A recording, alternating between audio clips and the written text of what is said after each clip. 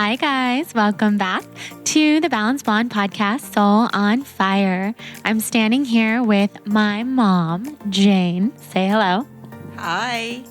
Because of course, when I'm home in Sacramento, I have to drag my parents onto the intros with me because they're the best. My dad will hopefully be here in a second. We're undecided whether he agreed to be a part of this introduction or not, but I'm so excited because I just finished an interview for today's episode with two amazing people, Trevor Hall and Debra Silverman. Trevor Hall is a musician. If you're not familiar with him, I've been listening to his music for so many years, ever since I started doing yoga when I was about 15 or 16 years old, and they would play some of Trevor's oldest songs at my studio. And now he has gotten super into astrology. He went through his Saturn return a couple years ago, which is something that we talk all about in this episode. And the reason that he's familiar with his Saturn return and learned about astrology and dove into all of this astrological work is because he met Debra Silverman, who's an awesome astrologer based out of Boulder and Hawaii. She lives in two different places. And they tell the hilarious story of how Debra introduced herself to Trevor at one of his shows at a festival, and he legitimately thought she was a crazy person because she introduced herself as Sting's astrologer and offered him a reading, and he was just like, no, it's okay. And then they got connected through a mutual friend, and he realized he had so much to learn from her, and she's incredible. So this is a really different style of episode because I had both of them on together. They're hilarious together. They have this hysterical banter back and forth. They're really different from each other. They complement each other very well. And I would say they're also really similar. So I spent most of the interview just laughing and giggling and listening to them because I didn't even want to interrupt what was happening between them, but also asking them so many questions because I had so much that I wanted to learn from them. And I think I can officially check off my bucket list getting a birth chart reading from Trevor Hall. I never thought that that would happen in my whole life, but Trevor is really intuitive and he knows a lot about astrology from taking Debra's programs. So he was able to tell me where my Saturn is and why my Saturn return is coming a little bit early. So you guys are going to love this episode. It's amazing. My dad's now in the room and he's looking at me. I think he's ready to be introduced on the podcast. Daddy, say hello. Hello, everybody. I'm the old soul on fire. That's good. See, he's just been waiting his whole life to have a microphone to speak into like this. He loves it. So both of you guys, mom and dad, Jane and Byron, dirty martinis and skinny jeans, and the old soul on fire. What do you think of me interviewing two of my idols on the podcast today? I'm super excited for you, and I can't wait to listen to it because we were hiding under the bed so we wouldn't make any noise, so we didn't get to hear. Well, a lot of noise happened regardless, which everyone listening will happen to hear because there were phones ringing in my house and Trevor's house. There was a gardener outside that my dad went outside and told him to stop. I love him for that. So Daddy, what do you think of me interviewing two of my idols on the podcast? I think it was great. It's something that you always look forward to, and I think it was a good thing. I think it was too. I'm laughing hysterically. We're also in the kitchen. My dad's standing really far away from me, so I have to like dip across. He's literally mopping the sink. I have to lean across the whole countertop to get the microphone over to him. Another thing while I was doing this interview was that my microphone basically stopped working and was like really fuzzy, making all these noises. And Trevor was like, you might want to just take your microphone out of your computer. It's like, okay, whatever Trevor says. I'm like ripping out my microphone, ripping out my headphones. So the audio quality might be a little bit different than usual, but also who cares because they're two amazing guests. Yes. So it's a couple days after Christmas. It's about to be the new year. Do you guys, mom and dad, have any New Year's resolutions or intentions for 2018? Well, we'd like to go forward, or I'd like to go forward in 2018 with a lighter heart and less worry and a lot of good health. I love that.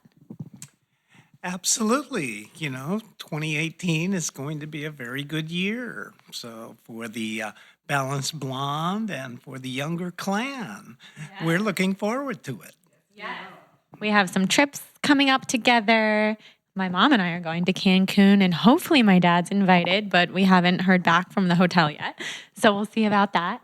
We'll definitely all be in Hawaii later this year, and maybe this will be the year that you guys find a place in Los Angeles to move, to be with me. Mabes, that would be awesome. So why don't you guys leave my listeners with a tip for the new year? Because when this comes out, it'll be January 2nd or 3rd. So what would be your tip for everybody for having a happy, healthy new year? Be grateful for all that you have. Be balanced and chill out. Yes. Ooh, you could take that advice of your own. Chill the F out. Byron Younger.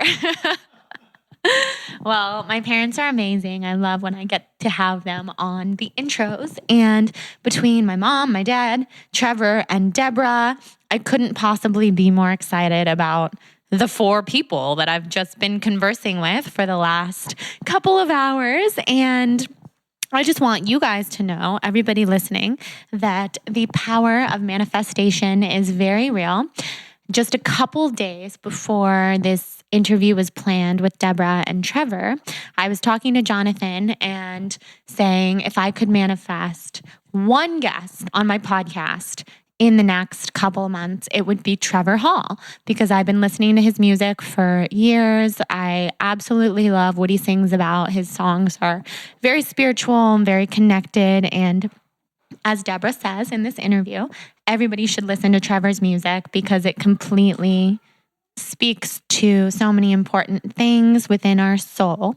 So I've been obsessed with Trevor for as long as I can remember. Having him on this podcast is just the most exciting thing ever. And to have him on with Debra, someone who he's so close to and someone who I look up to so much, especially as I begin to learn more about astrology and dive into this whole world of learning about the stars, is just really cool. So I know that you guys are going to love this interview as much as I loved recording it, and just giggle with me at the hilarious nature of this conversation and the fact that it's so different from any of the other interviews that I've ever done. And I love that. I think that we should always do new things and do things differently and challenge ourselves and just have fun. As Trevor and Deb say, their whole life's work is about having fun. So I think that you're going to love this. And another thing that I am manifesting for myself in 2018 is to cook more at home. So since I want to cook more at home, and it's really important to me to start meal prepping and start planning ahead, going to the grocery store with organized lists and actually having a plan when I show up to Erewhon or Whole Foods, but mostly Erewhon because everyone knows I'm an Erewhon addict, is to just be prepared so that I don't show up milling around the whole grocery store and picking things out. And as my friend Tara from How You Glow says, grocery shopping for an aunt, because we just tend to go to the grocery store and pick things up for one person that'll last for one meal, which means you have to go right back to the grocery store the next day. So I do love spending time in grocery stores. It's one of my favorite pastimes, but I also love being prepared and thinking ahead, and I always need a little bit of help doing so. And as you'll learn in this episode with Debra and Trevor, that's because I'm a Libra, an air sign. So I'm totally up in the air, very airy, always in my head. And things that I need to bring me down to earth are having a plan, surrounding myself with grounded people, and earthy plans and ideas. So one of those that I have in my life right now is Prep Dish. Prep Dish happens to be the sponsor of today's episode, and I'm really, really excited to work with them here because I've been receiving Prep Dish's meal planning emails for probably about 6 months now. And even though there are some weeks where I just read through them and I get inspired and I don't necessarily take the time to go to the grocery store and get everything on the grocery list and make the meals that they send through, I still read them every single week, and I feel very inspired by the planning that Allison, who started Prep Dish, puts into the meal prep, and now I feel very inspired to join in. So I'm very excited because Prep Dish has a 21-day challenge this month that all of us can get in on and do together. So let me tell you a little bit about the challenge, and then I'll tell you about the special discount that they have set up for us Soul on Fire humans, Soul on Fire listeners. So as you can guess, the 21-day challenge is a meal prepping, meal planning challenge. So there's a 21-day menu of delicious paleo and gluten-free foods. And then there's also another component, which is a 21-day fitness calendar. And I'm especially excited about the fitness portion of this challenge because Prep Dish has partnered with Todd McCullough, one of my absolute favorite humans and trainers in this universe.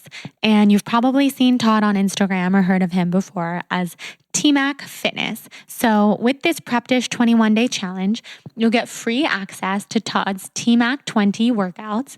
And a special treat is that you'll see me in one of those workouts because Brandon and I teamed up in one of Todd's workouts to be his fitness models, or I guess you would say his students, because we're definitely not fitness models, but we were in one of his videos and it was so much fun. So if you sign up for this challenge and you do the TMAC workouts, it'll basically be like we were working out together, which I think is so much fun. So with this Prep Dish challenge, you'll get the 21-day menu, the 21-day fitness calendar of TMAC workouts.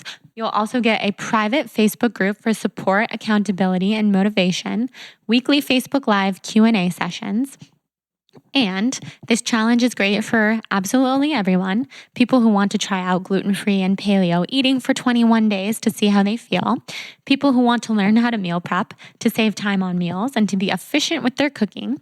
And people looking to implement a new healthy eating and workout routine in 2018. So a couple of the yummy, yummy recipes that they have in store for us for this challenge are a tropical green smoothie, a salmon over sauteed spinach and mushrooms with feta, asparagus and bacon frittata, a roasted beet salad. And I'm going to be eating a lot of beets this season for a lot of different reasons, hormonally mostly, which I'll talk a lot about in upcoming episodes. Zucchini and eggplant lasagna, which everyone knows is my favorite dish from Erewhon. So maybe making this at home will actually keep me away from going to the Erewhon hot dish bar every single night. Maybe not, who knows? And the 3-week plan starts on January 6th. So that's coming up, guys. That's just in a couple of days. They provide 3 weekly meal plans with an organized grocery list and instructions for the meal prep. So it's all very easy, very simple. If it wasn't, I wouldn't be sharing it with you. The landing page to get your discount, which is $10 off, is prepdish.com/blonde. That is BLONDE. And you can put in capital BLONDE to get your $10 off. So head over to Prep Dish, check out their website of all their meals, and join in on this 21-day challenge with me and Todd and Allison from Prep Dish and all of the amazing people behind their company. So thank you, Prep Dish, for supporting the podcast. And now, without further ado, let's dive into this episode with two of my favorite people in this whole world, Trevor Hall and Debra Silverman.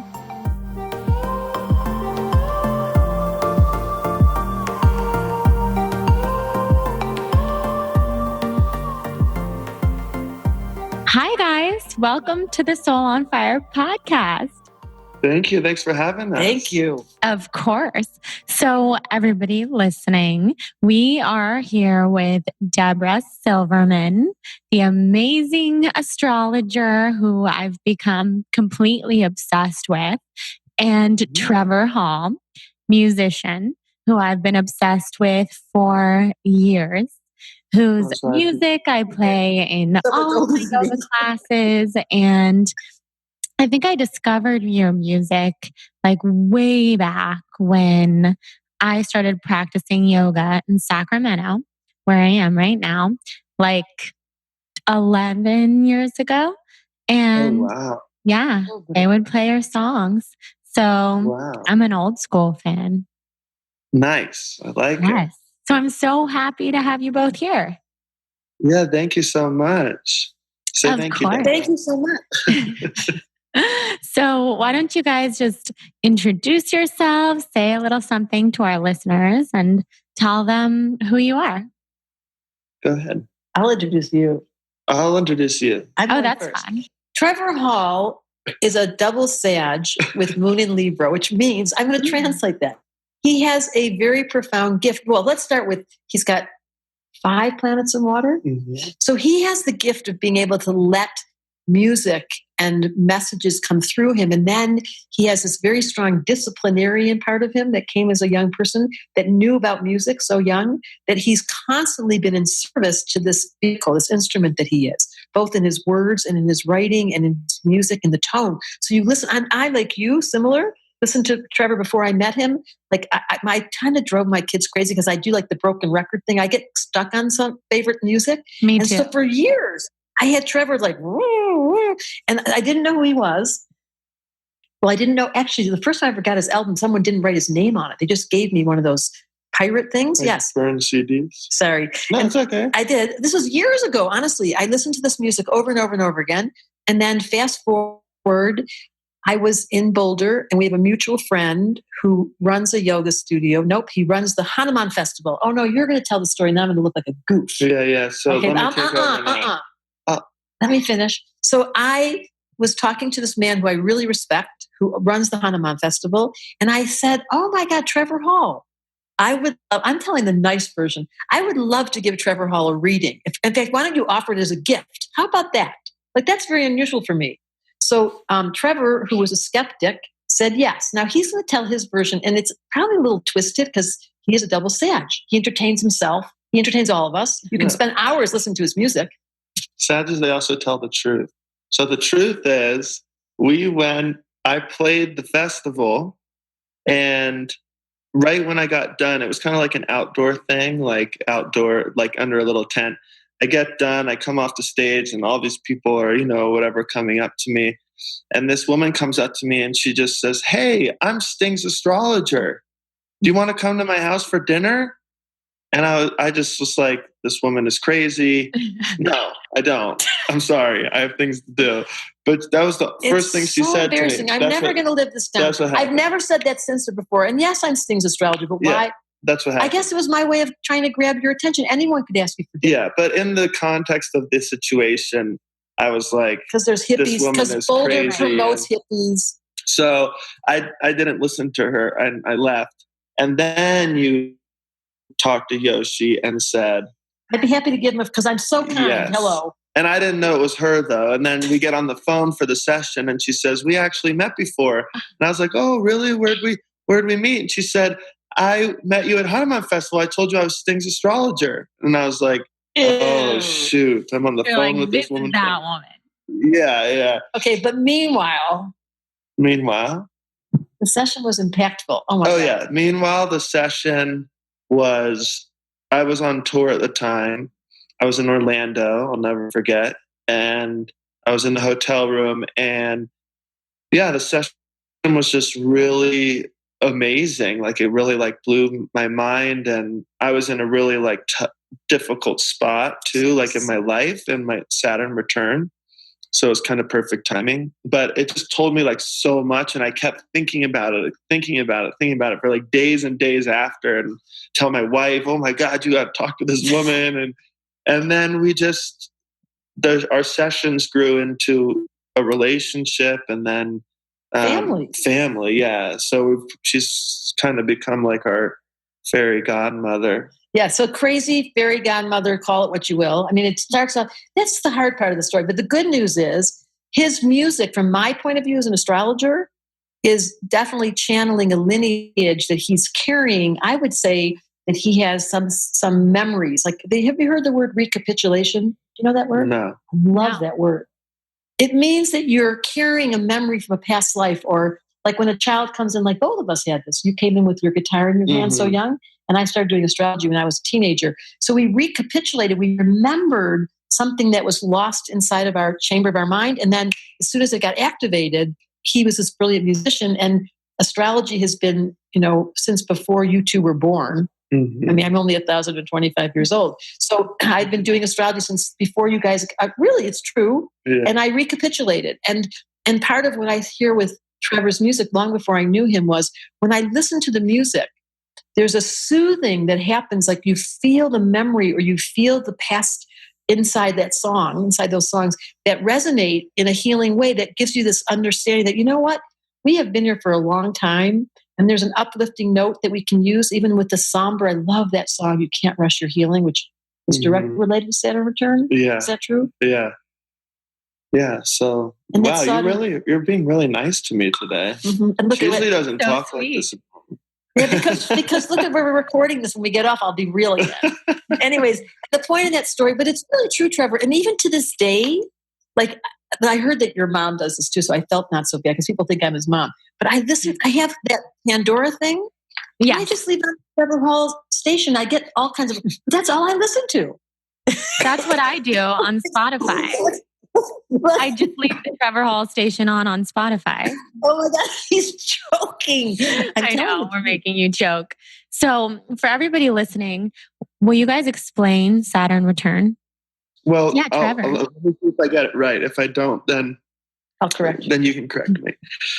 But Saturn Return is a period in one's life where the planet Saturn comes back into its original position of your chart at the time of your birth.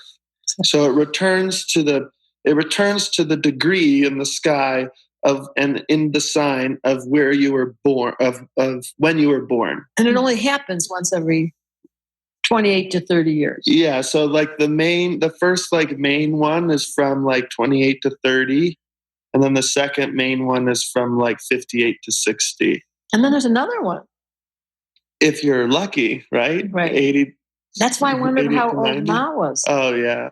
Well, I don't know. I'll have to see. Because there's two that's significant in a lifetime, but 28 to 30, which is when Trevor and I met, is a very significant marker for the entrance of your destiny. Yeah. But it slaps you around. Like it's kind of mean. Not always mean. His was mean. Mine was really tough.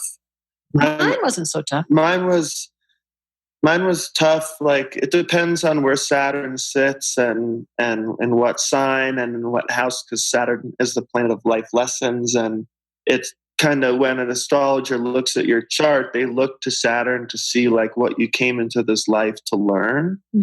And that was the part of my chart when I had my reading that really like affected me, because it was like, whoa, yeah, like this makes like a lot of sense. Because it was on your body. And I'm really, and I was having all these health problems. And his Saturn is in the house of health. And also it's in the house of like self-discovery too. So I was like really going through a lot of things that I staked my identity on were kind of like falling away. And I was kind of getting like freaked out, but that required me to really like turn around and go deep within myself, in my own journey and asking myself, oh, who am I? What am I?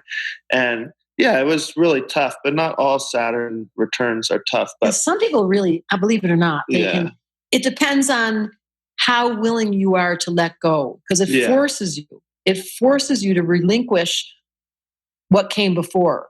And if you're willing to trust, it's kind of like the high wire when you're going from one and you let go and there's a minute before the next one comes. Saturn returns, like you're right between. You're like, nah, I'm so scared. Or I love this feeling. Right. Yeah, it's a heavy time. I'm in mine right now. Or no. You're out. I know. Because the cool thing is this is so trippy because honestly, our Saturn is exactly the same degree in the same sign. No way. I know. Once every 30 years, just a karmic coincidence. Yeah. So what she's trying to tell you is she's double my age. Exactly. I just wanted to point that out. Yeah, I'm 1,000 years old. How about that? And what I really wanted to point out was that we're both funny because Saturn's in Sagittarius. So the good news about our life lesson when he's in a good mood is that he can really be funny. The problem he has is, he's got a little bit of a grump. But I, on the other hand, I can sustain a good mood even when I'm grumpy. That's what puts me in my grump. Is my ridiculous. Is her good mood. Yeah. But you can see how certain people are. Now, don't take this personally, but certain people are grumpy. Like they come in with a bit less serotonin, and some people come in with an excessive amount of serotonin, and drugs help that. That is very true. For the record, I do not do any drugs in case that's what you were insinuating. No, I was just thinking about the people out there that suffer from depression, and it's not funny. But some people who are lacking serotonin, drugs really do. I'm a psychotherapist of 40 years. Oh my goodness. And you've blended a lot of psychology with astrology, which is so cool. Yeah, that's what I think is one of the best things about Deb is that, and that's why when I was initially asked about the reading, I was kind of like, oh God, because I'm a spiritual guy, but I don't really I need it to be like kind of grounded. And I think that's one of Deb's gifts because she has that study of like psychology and the mind.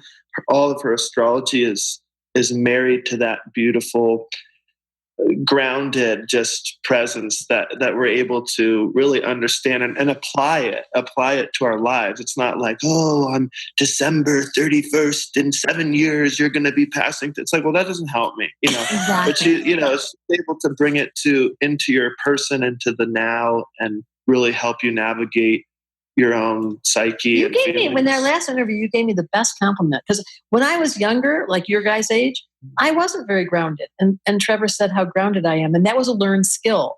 And I have this book called The Missing Element, where you take a test to find out. I was missing earth, but believe it or not, I didn't come this way. And part of what I teach and what Trevor's addressing is if you do astrology without the psychological model or practicality to it, it's all this information. But when someone said to me, Debra, you have to get grounded. Like you have to do ritual because you're going to fall off the planet, like bump into clouds and forget your name. Then where's my purse? And I was an airhead. Mm-hmm. And then now you're just a little bit less of an airhead. I was going to say something really mean about you yesterday, but I didn't say a thing. No, you just jumped right in. And now I'm a lot less of an airhead because someone taught me to always put my purse back the same place. Yes. I just learned that skill. Wow. Are you an air sign? Look how cute she is. Are you an air sign? So I'm a Libra sun, Aquarius rising, Cancer moon. Well, talk about airhead. I know. You specialize in it. You can ask anybody who knows me. I'm very airy, very. And that's why you have a podcast and you talk. Yeah, exactly. Because that's kind of where I can share is like talking and writing, everything else. Asking questions, being curious. Yeah, I'm very curious. Very curious. Nice. What's it like to have Moon in Libra? Moon in Libra it's kind of a blessing and a curse, I think, because you're good at like keeping peace with people, if you're, I think everybody generally likes people with Moon in Libra. Are charming. But if you have to assert yourself or make a decision, it's impossible. You have that too. Uh-huh. The blog here. I do too. I have to say, if there was one personality trait of mine that I really don't like I've always said that if I could change one thing about myself, I would be decisive. Like, where do you want to go for dinner? Yeah, Emery and I are so bad at that. And some people I just always go, you do, but I wouldn't tell him that because, or you. Yeah. We're all going to sit around going, I don't know, what do you want to do? That's air. Yeah. So that's what you learn in my book, just in case you kids are interested. You learn which one you are. There's 4 of them. And then you figure out the missing element, which in my case was earth when I was younger. And then you add the spice. Mm-hmm. And then you're all feeling balanced, like you, the balanced blonde. Exactly. Trying to get... Oh my gosh, she's a Libra and it's called the balanced blonde. That's perfect. Right? Yeah, it all kind of ties in with each other. What's your missing element, Trevor? My missing element, I would have to say, is earth. Yeah. Oh my God. Yeah. That took you a little while. No, because I was thinking like either earth or air. Yeah, you do have low air, but you do air well. Yeah, I think it's earth. His wife has to keep him grounded. Yes, my wife is all the earth. Moon in Virgo. See, this is yeah. I'm lacking the earth vibe. And I started off, by the way, I didn't have water. I forgot to say that. He's really good at water, and it's a hard one to be good at. When I was younger, believe it or not, never knew how to cry. Like I was completely emotionally cut off. I've made up for lost time. Yeah, you've done well now. I know, boy. But I didn't know how to meditate. When I was younger, I was like, why would you possibly sit still, close your eyes? It's the dumbest thing I've ever heard. Like, they look so stupid. Like, get up. We're going to go. And then I had to learn like, oh, wait. There's this value in being quiet because it helps you empty. And I see. And it took me, there's something to be said about growing up. Absolutely. Yeah. Well, you wouldn't know much. You're too young. So let me talk. No, you've talked enough. Let her talk. You say something. I didn't mean to take it seriously. So you went through your Saturn return. You learned a lot about it from Deb. And how did that influence you moving forward? So, like, how long ago was that? And how has it influenced your music and your life? It's crazy. I mean, it's really crazy. I mean, the last couple of years are like the most learning, crazy journey, really. My whole new album, The Fruitful Darkness, is all based on the stars and that journey and what I learned and then continuing to learn. I literally just stepped out of the Saturn return 2 days ago. It was 2 weeks ago. 2 weeks ago, still. But I really learned, God, I've learned so much. Well, he took the class. Let me freaking talk, please. Oh my God. Sometimes he gets kind of bossy. I learned to have, this is going to sound weird, but I learned to have fun a little bit. Because before there's a part of my chart where I'm just very disciplined. Saturn. And I sometimes just have a hard time. It's weird because I'm a musician, on stage is fine, but I have a hard time of just kind of letting my hair down sometimes. And I always just want to be in this intense, mode, I guess. But it really just helped me relax, to learn how to relax and learn to just be happy, honestly, and not be so hard on myself. That was my biggest thing, is being hard on myself, which I think a lot of people deal with. But that is clearly, he has a very strong Saturn. In some people's charts, you can see. And so in that album, The Fruitful Darkness. That's what I meant to say. To be able to go into the dark. This is a really big, what I watched with Trevor was this is good. He has a very courageous willingness because he's got so much Scorpio in his chart, to dive deep. And some of us would rather avoid that, or we use addiction. Some people use addiction. Some people use avoidance. Some people get stuck in video games, or they do porn, or they go into marijuana, anything at all to avoid going to the darkness, because it's so lonely there. I watched Trevor really suffer and then choose, this is a big issue, to be happy. And you have to, it's like a muscle, it's okay. And this is my gift this lifetime, because I was just doing my memoir and I found out, I forgot. I was such a serious kid. You can't tell by looking, but I was so into reading and journaling and studying. I was a mental case. And that's the dynamic of us. We both have that. Yeah. And both of our life lessons is to have fun. So now, what we get to do? Eat, party, play, laugh, entertain. That's a really funny job. Well, that's actually, I think maybe you said it better. But the other thing that I really learned is that dark part is not a bad part. And my problem was I would want to go deep, and then I wouldn't know how to get out, and I wouldn't know how to get unstuck.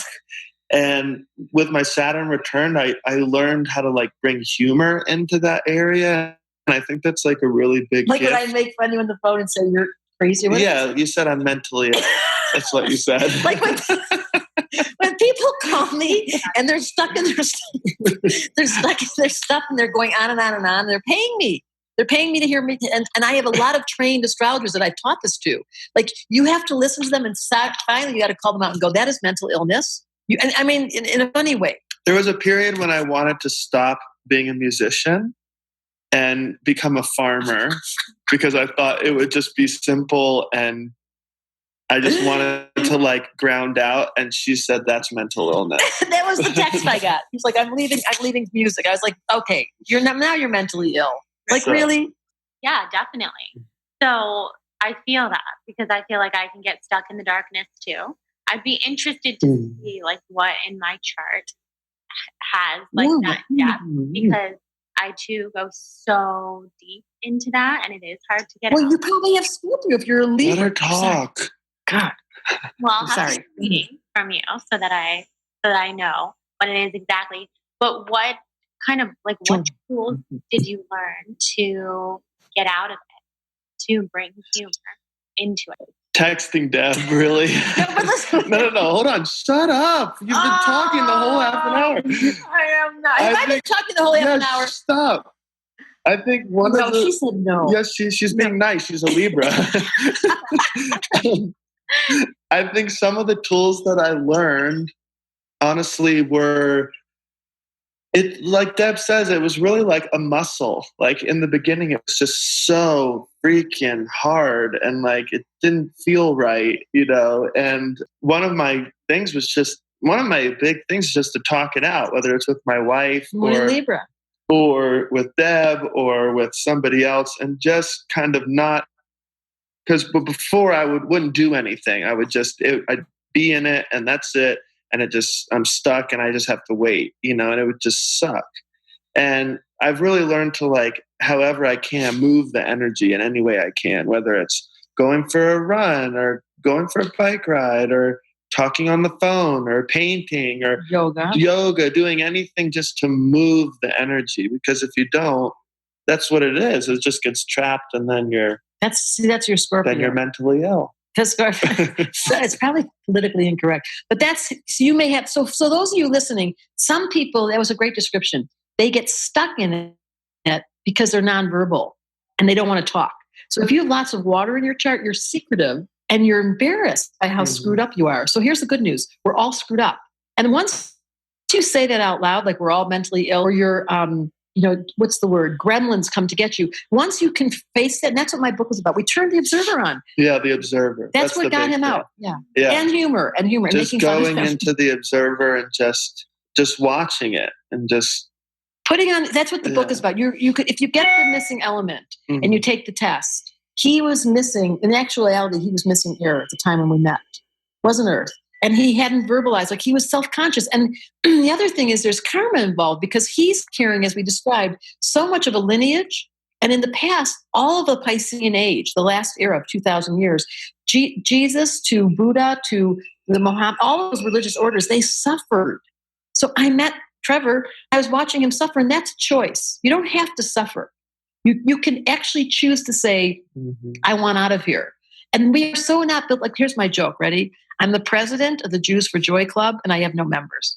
Because the Jews go like this, oi, oi. Like, that's all I grew up with was, oi, it's such a hard day. You won't believe the sun didn't come. Look at it. That's true. So I had to say, excuse me, I am so done with this. So those of you that suffer, that want to find the fruit, you have to, one, become aware, that's the observer, and then two, make a choice.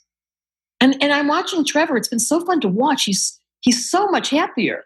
Yeah, I really am. You have to make a choice. It's not natural for you. Yeah. I mean, it wasn't to start with. A friend always, a great friend always says, before I met Deb, I would vent to her and she said, why be happy when you can be miserable? That's the whole joke. Why be happy? It's a choice, yeah. And that's your lineage. Like, think how many lifetimes, if it's true we've had past lives, and any of you watching this, you can't get to 2018 and have 7.5 billion people. Everyone you ever knew is here. Like every past life contact you have ever had is here. Like we have definitely known each other. And I really like his wife, who I feel like I've known. So you meet these people that you've known now. There's karma involved. Like your parents were probably grumpy, or your brother was mean to you, or you had this really horrible teacher at school. Somewhere the karma came and got you. And then you have to make a choice. And you turn on your observer and you go, oh, I'm in a movie called Life and I seem to be victimized. I'm so sick of this movie. Yeah. But it's a choice, you guys. So, yeah, it's a choice. And how do you make the choice? Well, you listen to Trevor's music. I really, no, I'm not kidding. I encourage people because his example, all those planets are water, he's singing to all of us. Water is the common denominator of the human condition.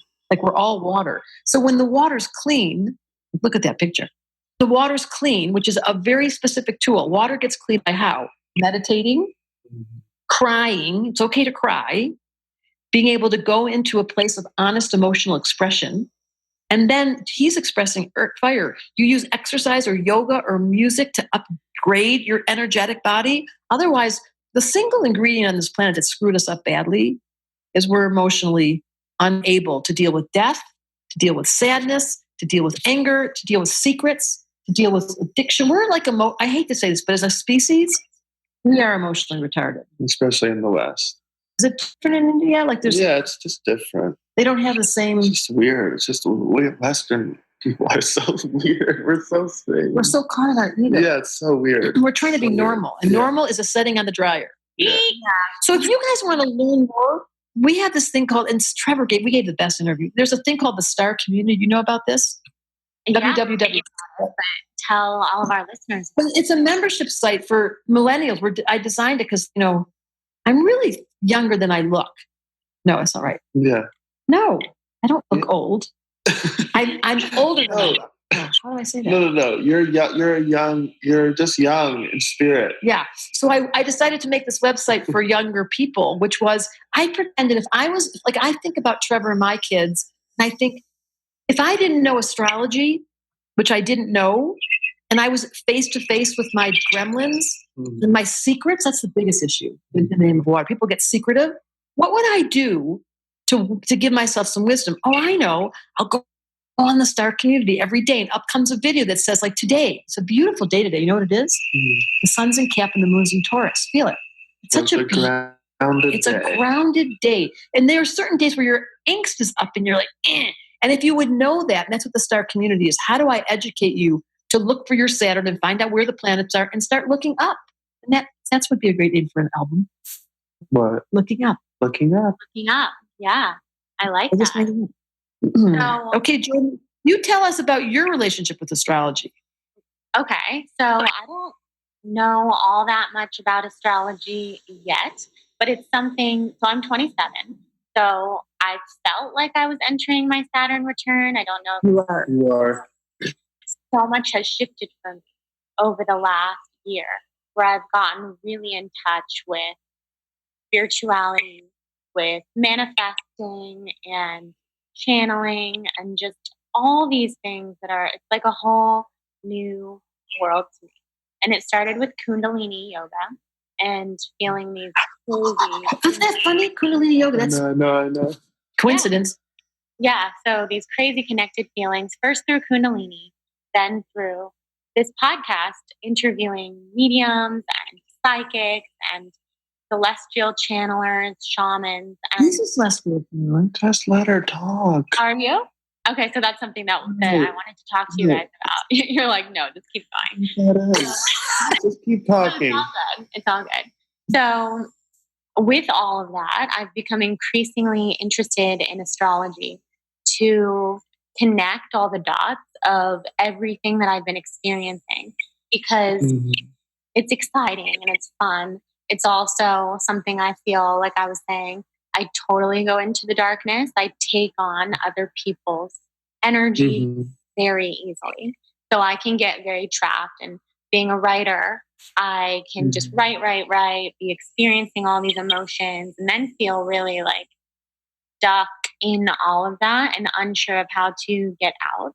So learning a little bit about astrology has been awesome, because it's just, as you all know, that great connector, and makes me feel like this universe it makes sense, versus like, I don't know what's going on the other half of the time. So the celestial channeling has been really interesting. And that's actually what got me into astrology, was kind of learning about the Pleiadian stars, and then back to... See, you guys lesson, just so you know, Jordan. Can I talk? Capricorn. No, let me talk. You've done a time. Her Saturn in Capricorn. Exactly. Yeah, so your Saturn is in Capricorn. So that means that your Saturn return is all about manifestation and organization and bringing whatever is inside of you into like a manifested, like earth, like physical place. So it's about not holding all those things inside anymore, ideas, energy. It's really about organizing and just putting it into the world. So you'll probably, for your Saturn return, you'll probably have something going on with your career and like figuring things out or organizing and making stuff happen or starting a new project or, but just really learning how to move all your ideas into the physical I wish place. I could sing. You could do astrology and then I could sing now. Yeah. But I can't sing. You can't sing, so just be quiet. And we can continue this interview, just you and me. That was so good. It was so good. He nailed it. I'm not going to say anything. I'm just going to sit here now because you just like, see? Yeah, give me the water. See? Come on. That makes a lot of fun to me. Is that true, though, what he just told you? It feels true. It feels like this is my time to manifest all of this energy that's inside that, like, I'll just get these countless ideas and it's almost paralyzing because acting on so much at once is hard. And so kind of focusing in on each and every idea at once and making some changes. My career has changed a lot. Like I have my blog and this podcast and that's my full-time job. But of course, like that shifts all the time. The focus is of what I talk about and what I write about and what I'm interested in. And that has shifted so much in the last year. And I think will only continue to. It'll change more. You're both very intuitive. And now I can see you're very intuitive, picking up on everything with my chart. So how do you both connect to your intuition? What are some rituals that you have that keep you connected so that you can be in touch? He crossed his hands. He was like, it's all yours, Deb. I'm telepathic. Okay, hold on. There's something really important. Should I answer that question first? She said that she like rounded out really, but as you can see, she has not. Right. It's really good. Here's the deal. For the question. Two things I'm going to say. One is to learn what he just did, because that wasn't intuition. That was a skill. He has I don't know what, he made these little cards when he took the class, and he like sent me a picture of all these cards with this little magic mark. I was really impressed with you. It's not intuition astrology. That's not intuition. That was radical information that he absorbed and integrated. It's like some people talk astrology and you're like, really? Some reason Trevor gives really good readings. I've heard this from more than one person. And it's because he's recapitulated. You've got some ancient wise somebody that hangs around, whispers in your ear, good for you. Me, on the other hand, I have little imps, little short people. Just kidding. So my intuition is a different muscle. And when I'm doing readings, to answer your question now, to come back, because there's a school you guys can sign up for. It's in January. Twice a year we launch. That's really, it. It's really amazing, I have to say. And he really did well. You got to do your homework. Really fun. It's a serious expert. You have to be willing to go study, do your homework. Jordan signed up, didn't you, Jordan? I'll be signing up. Yeah. Someone told me. Okay, stay on focus. Okay, focus. So now my intuition. Over the years, I had a radio show for like 5 years straight. Every Tuesday, I never missed because I'm very consistent. What happened was I started saying shit on the radio, like, your drawers are a mess. And they'd be like, how did you know? Or I'd say, your sister just seems to come out. She seems to be feeling a lot better. How did you know? And sometimes Daniel, my son, would be sitting next to me. He'd be like, whoa. So that's intuition. I don't know how to explain that, but that is a muscle called balls. Like you have to be courageous enough to say things and to let your intuition channel without the filter. What he did was pure astrology. Saturn in Capricorn. I call it womanfestation instead of manifestation. You're a womanfester, but you've got so much air in your chart, all that Aquarius Libra, that the idea manufacturer doesn't always translate. And so what he was describing was your life lesson is, how do I bring the ideas into form, make money, and keep everything he said, organized, structured, responsible, all those words for you, Jordan. And by the way, everyone born, what year are you born? 90. Yeah, 89 to 91 was Saturn in Capricorn. So all of you out there that have that, like Trevor, what year are you born? 86. So from 85 to 89, or 88. 88. Was Saturn and Sag. We have the same one, which was being funny. We have the best one. I hate to say this out loud, but what a great life lesson to be having fun. Your life lesson is to work and to be responsible. It's a totally different story. Yeah. Isn't that great? We came in to learn how to have fun. Yeah. It's good. I probably was helping you when you picked the chair. I was like, Trevor, now. Like, go now. Yes. So, yeah, that's so interesting. So, where your Saturn sits is what your life's purpose, your life's work is. And Saturn in Capricorn means coming to life and to kind of work on those. Manifest everything. He said it so well. Yeah. It also depends on what house your Saturn sits in. It's like, obviously everybody that was born from 89 to 91 doesn't have the same mission in life, obviously. So, it depends on what area specifically of your life that's really manifesting, but that you can find out when you have Deb read your chart. Don't listen. It's not just me, you guys. When you go to my website, I have all these, like him. I have trained astrologers who are called certified astrologers. They go through a rigorous training program with me, and they can do it too. Cause I'm kind of busy. Yeah. Am I certified? No. Shoot, You could be, honestly. I didn't graduate. You could. I get dropped certified. out. No, you can take all 3 levels, but then you have to go through it. But honestly, you could be certified. Yeah. You just need to follow the script and start doing readings and send them to us. It's a whole program. It's kind of like a university degree. Anybody wants to be an astrologer? This is my dream, was if I could have heard Jordan when I was 23 and I was at school, Debra, who was in graduate school going, there's something spiritual about psychology. No one's talking about it. And I would have watched this podcast. Like, what? You can combine astrology and something else. Yoga teachers out there. Yoga and astrology are best friends. If you write yoga, it ends with an A. And if you write astrology, it ends with a Y. So if you write yoga and astrology, That's the weirdest thing I've ever heard. Think about it. It's just one word. Yeah, it's like astrology and music, as you've done. So with The Fruitful Darkness, are all the songs on that album related back to astrology? Not like every single one, but there's some songs that are directly like about astrology.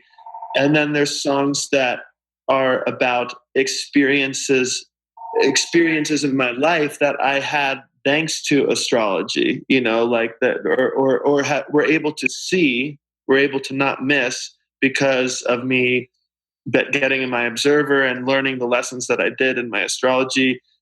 There's songs about that. So, I mean, either directly or indirectly, they are all, have to do with astrology in that period of my life. But you talked about Saturn before I met. Yeah, but I didn't even know what that meant. But I had a friend. I was in Maui. I was on Maui. This is the first time I heard about Saturn Return. I was on Maui. I went to go visit a friend. How old? He was in a Saturn Return because he was living up in this beautiful house in Kula, Maui, like on the volcano. And I was just like, oh my God. And how did you this is crazy. Everything's like happening for you. And he was like, yeah, it's Saturn Return. And I was like, what's that?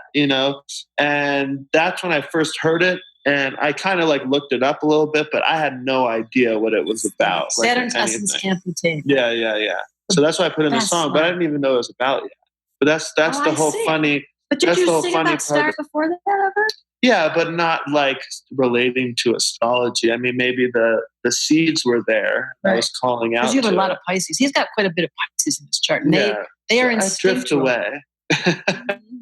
they drift, but they also are channelers. Like to your point. Yeah. The celestial. Especially Pisces in the 3rd house. I know. That's what you write your poetry from. Yeah. Can you feel it when you're writing it? Like like the doors open, they're downloading. What is that called again that you said? What was it called again? Channeling? Celestial channeling. I don't know what that I want to do that. What does that mean? Probably already do. You probably already do. Like can you tell us? opening up intuitively and connecting with a different place. So it could be like with the celestial realm, like the Pleiadian stars, or it could be anywhere. So Jesus. I know both of our phones are ringing off the hook. I know, because that's God calling. Watch, this is what I do. I think it's, Hear that?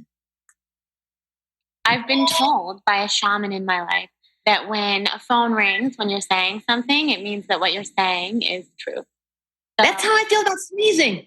Whenever you sneeze, have you ever whenever you sneeze, it's the truth. When bells go off, an angel gets its wings. yeah. I think that's all shamanic training. Like, there's woo-woo things that happen. If you paid attention, like when you were talking about Kundalini, Tommy Rosen, who's the Kundalini master of the universe, texted us. No Didn't way. he? Yeah, Yeah, he did. right now. That's why we were laughing. Right. Right when you said Kundalini. Well, that's something I want to say though, is that, in other cultures, in like shamanic cultures or any indigenous cultures of our earth, besides the Western civilization, no, to be honest, they're all taught lessons of right or have rites of passage or initiations or learn ceremony. We don't have any of that. They've been given all these tools to learn how to channel, to learn all these things, and we don't. And I honestly feel like that's a reason why a lot of us are affected by anxiety and depression and all these things, is because we've kind of cut the umbilical cord to our mother, and we don't know. We can't feel it anymore. And that's why, all of us now, all of us white folk, to be honest, are walking back with our tail in between our legs to all these indigenous communities and places that honestly our ancestors persecuted. So it's kind of a weird, funny journey, but, that's what it's about. And I think that's why a lot of us in our world today are just so sad and weird and messed up, is because so long ago, so long ago, nobody gave us the tools to explore our psyche or to look up. And that's what, that's why we're all kind of turning around, and you see all these Westerners, getting into all these, traditions, because we're missing it. They need it. The umbilical cord. I love the image. Yeah, that's what I think about. We lost the mother. Yeah, that makes a lot of sense. It's true. The way that our culture raises children to just have this totally Western life, going to school, getting a job, doing this whole ritual that's not necessarily specific to any individual at all. I think a lot of people have so much trouble with that. Yeah. Well, the good news is the future is here and the past is being revisited. We're in the future. Look at us. Look what we're doing. This is the weirdest thing you've ever heard. When I was like, really? We're sitting on a couch. We're looking at a button. There's a green button. You can't see it. Yeah. And then we're telling stories. And then you're going to take this little thing we just did that's all going to be vibrationally set into, and then you're going to send it out to cyberspace. In the meantime, help me. In the meantime, the past, the old rituals, like even your teacher who's passed, the elders that we both respect so much. Like I do my rituals. I live in Hawaii, and I spend every single day. I am deliberate about acknowledging the invisible world and saying, thank you for this land. Thank you for this privilege. Nobody taught us anything. So we're in the future with a modern day civilization where you go to www.thestarcommunity.com, look up at the stars. And then there's a chance, like, get outside, lie on the ground, which we do in my house. And you see, you know what? There's no lights on my street, as none. And you lie on the ground in my street in Hawaii, and all you see, it's like crazy. So we must never lose contact with lying on the ground, with taking off your shoes, turning off the stupid computer, putting his music on, like in your earplugs. Isn't that funny when people walk around? I see this in the airport where they're like talking to themselves and there's nobody there. Yeah, that drives me crazy. I think it's so funny. We're in this ridiculous combination of the past, the indigenous culture. I love that image, trying to come back. The future, running towards how can we make our podcast bigger and make our albums sing to the world, and how can I make everybody look at the stars? And then in the here and now, there's this cute little blonde girl named Jordan asking us questions. I love it. I know it's really crazy to think about how, like, what we're doing right now. I was just thinking about the fact that looking at you. It feels like we're all in the same room. It's so interesting because I usually do my podcast either in person or just on audio. So it's cool to have this. Do you remember, have you ever been to Orlando, to Epcot Center? Yes. And there's this ride that goes through time. It starts off with dinosaurs. The very first beginning ride, there's like steam. And then the very end of the ride, the chair turns backwards and you're going into the future. And when I went to see it, the first thing you'd see in the future was, I swear, was a person, a mom and a dad sitting in the room with just like this with the computer, and their kid was in the picture. And we had never seen it before. I was like, oh, we're in the future. I remember distinctly going, at some point, you'll be able to talk outside of a screen. Yeah, I know. And now we think this is the most normal thing in the world. That's true. I wonder what they have at the center now to represent the future. That's true. Maybe it's a spaceship. Maybe we'll maybe we'll be able to like travel without our bodies. I don't know. Maybe we'll be able to throw our minds into All right, come down. We have 10 minutes left. So stop talking. So it's about to be the new year. When this podcast comes out, it'll be next week. So the first week of the new year. So astrologically, from both of you, what's going on in the cosmos that people should know about to be prepared for how to lead into 2018? Deb can answer that question better because I don't learn, I guess where everything is now, but I don't think you really need the stars. I mean, you don't need to look at the stars to know that we are in a really fucking crazy time right now. I mean, and there's just so much energy going in so many different directions. I feel like intuitively, this is where I'm answering by intuition, I guess. Now you're doing and there's just so much going on. But I feel like we're at this just kind of like precipice area where we're like, it's like we got to make a choice here. There's that word. And yeah, there's that word, and it's like, what direction do we want to go here? And usually when we look back on history, in our darkest times, some of the greatest leaders were born, and some of the greatest movements emerged from the darkest fucking times of our history. No, really, slavery, Martin Luther King, Gandhi with British, the Dalai Lama it was from the overthrow of a country, So it's like, I do feel that, nothing's ever, how am I supposed to say this? I do feel that we're in a really hard, crazy time right now, but I do feel like there is this emergence of us coming back home and learning and just going deep within ourselves, not basing our journey off of anything else, going deep within ourselves and really trying to find the answers that we want as a collective, to move forward. Because we don't have that much time left really to make that decision. And we're kind of getting to that point where it's like, we have to turn it around, So that's how I feel. That's brilliant. That was brilliant. For next year. Yeah. And especially you millennials, the guys and girls that are watching this, because here's the planetary influences. Jupiter entered Scorpio this is really good for you, by the way, about 2 months ago, right when the Me Too thing started, the week that all the women were going, let me tell you about the sexual abuse, Jupiter entered Scorpio right in that week, which is about Jupiter's expansion and opening up, and Scorpio is secrets. And it expanded our ability to tell the secrets of all these sexual secrets. That's one. Two, as Trevor said, Saturn entered Capricorn literally 2 weeks ago. We're at 0 degrees. We're not even there yet. But so this is a transition for the government. As a collective, to your point, there is a major transition occurring. And thank you, Mr. Trump, because you're ruining everything. And thank you very much for doing that, because as he said, out of ashes come the heroes. So I'm asking all of you millennials, why I want you to study astrology is, what is your role? He's clearly a messenger as a singer. I'm clearly a talker. You're clearly a talker, Jordan. But some of you are supposed to just be dreamers. And some of you are supposed to be business people and do earth. And some of you are supposed to be yoga teachers and do fire. We don't know what your role is.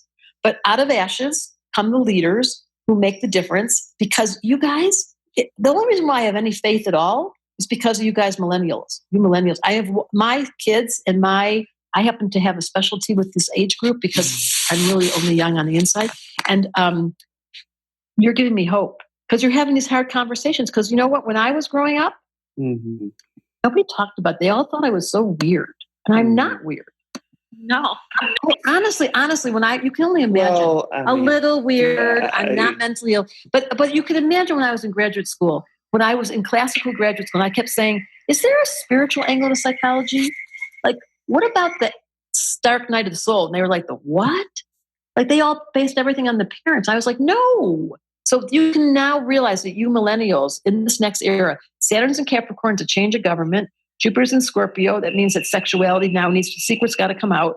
Uranus, you probably don't know, is entering Taurus for the first time in 200 years. So there's Uranus represents radical change in the earth.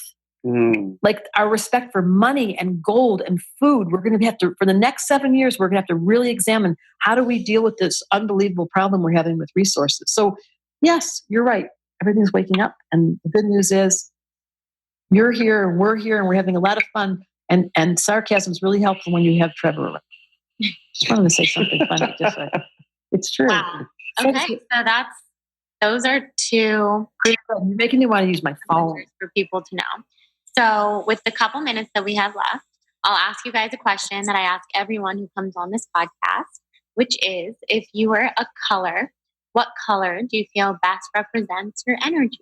And maybe you can answer it about each other and then kind of see like if you feel that to be correct and then answer it about yourself.